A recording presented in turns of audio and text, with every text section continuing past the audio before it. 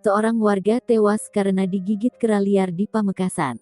Gerombolan kera liar itu menyerang perkampungan di Desa Rekerek dan Desa Kacok, Kecamatan Palengaan, Kabupaten Pamekasan. Selepas kejadian, kawanan kera liar itu mulai diburu warga.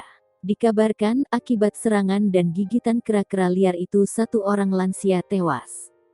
Kepala Desa Kacok pun mengerahkan penembak dan menggelar sayembara untuk memburu kera-kera liar tersebut. Kepala Desa Kacok, Baihaki menjelaskan ada pemburu kera asal Sampang yang datang untuk menangkap kera yang sudah meresahkan warga tersebut.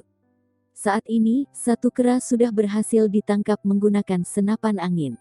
Baihaki menambahkan, sayembara itu mulai membuahkan hasil. Kera-kera liar itu sudah tidak terlihat meneror warga lagi. Biasanya, kawanan kera meneror warga saat sore dan malam hari. Kapolsek Palengaan Ibtu Sri Sugiarto ikut menyaksikan kera yang ditangkap oleh warga menggunakan senapan angin. Cara yang digunakan yakni pemburu memancing kera keluar dari hutan menggunakan kera piaraan.